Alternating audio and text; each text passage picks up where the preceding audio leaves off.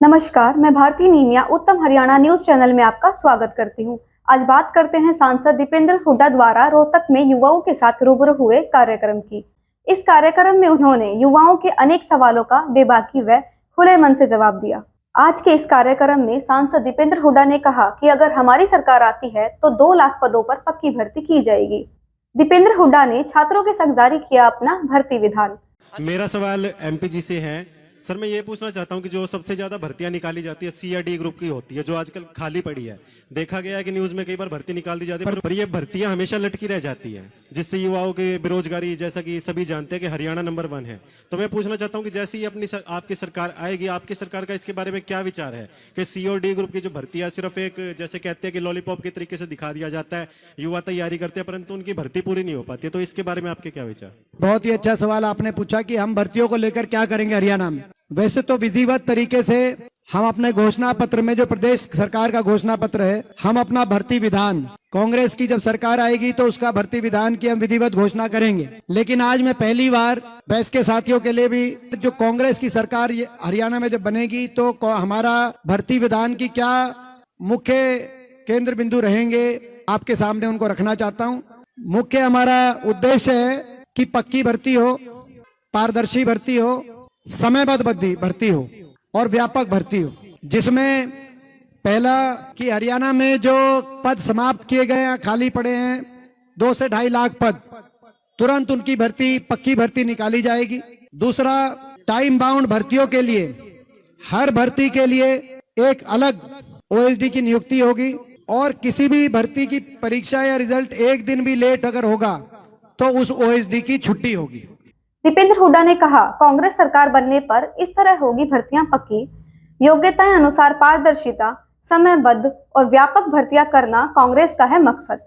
प्रदेश में अलग अलग विभागों में खाली पड़े सभी 2 लाख पदों को पक्की भर्ती के साथ भरा जाएगा। तो ये हम स्पष्ट रूप से करेंगे। तीसरा, भर्तियों में अगर किसी एक भी भर्ती में कोई अनियमितता हुई तो उसके लिए कोई बाहरी एजेंसी को जिम्मेदार मानकर पल्ला झाड़ने वाला काम नहीं होगा। एचपीएससी और एसएससी में बैठे अधिकारी, सदस्य और चेयरमैन को सीधे तौर पे जिम्मेदार माना जाएगा अगर एक भी भर्ती में एक भी अनियमितता की जाती है। साथ ही साथ दीपेंद्र हुड्डा ने कहा, भर्तियों में हुई किसी भी तरह की अनियमितता के लिए सिर्फ बाहरी एजेंसियों को ही नहीं बल्कि सीधे तौर पर एचएसएससी, एचपीएससी में बैठे अधिकारियों, सदस्यों व चेयरमैन को भी जिम्मेदार माना जाएगा। दीपेंद्र हुड्डा ने कहा, टाइम बाउंड भर्तियां करवाने के लिए हर भर्ती के लिए अलग ओएसडी की नियुक्ति होगी।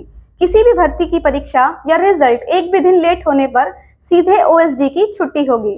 हर एक भर्ती के फॉर्म के साथ पूरा कैलेंडर भी जारी किया जाएगा।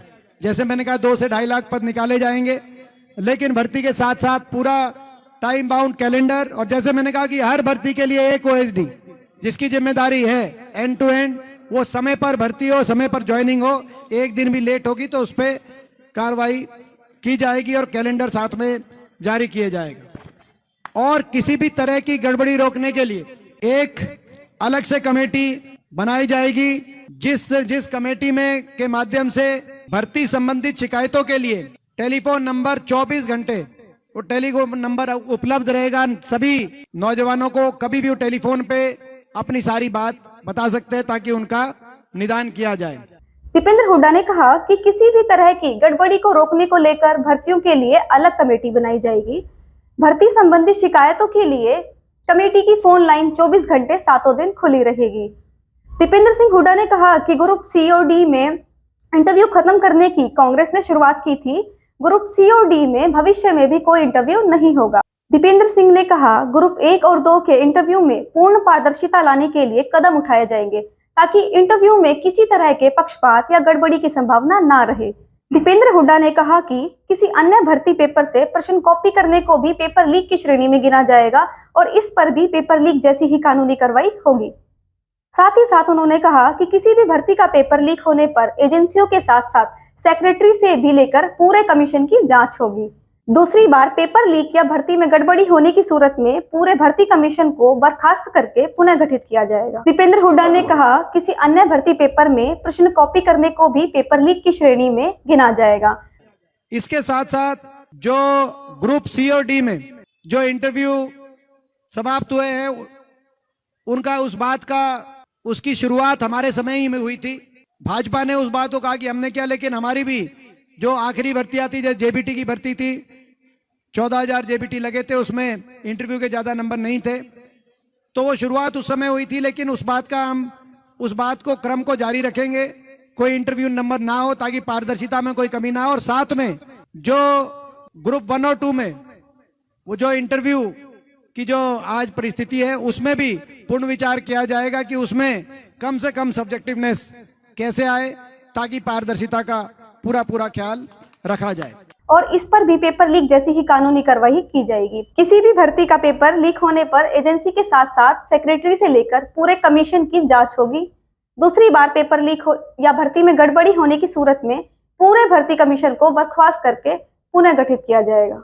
आज युवाओं के साथ किए सवाल जवाब भविष्य में चुनावों पर क्या प्रभाव डालते हैं, ये आने वाला वक्त बताएगा। लेकिन सांसद दीपेंद्र हुड्डा द्वारा आज युवाओं के साथ की गई यह बातचीत राजनीतिक पैमाने पर बड़ी सकारात्मक दिखाई दे रही है। आइए देखते हैं इस सवाल जवाब की मुख्य झलकियां।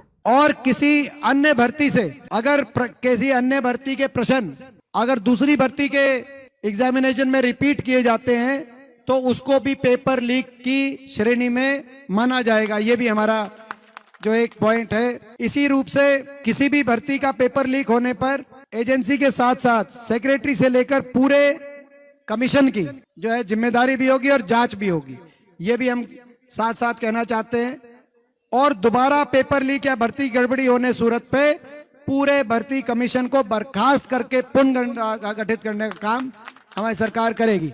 तो आप कहने का मतलब कि पूरे देश के अंदर इस प्रकार का हम भर्ती विधान बनाना चाहते हैं जो पूरे देश में पारदर्शिता के लिए हमारी भर्ती हरियाणा की मानी जाए, समयबद्ध भर्तियों के लिए। क्योंकि चक्कर कटाकर 5 साल तक ये जो सीटी वाली बात 5 साल तक घुमा कर और उसके बाद जो है बेरोजगारी, क्योंकि 5 साल तक नौजवान इंतजार नहीं कर सकता।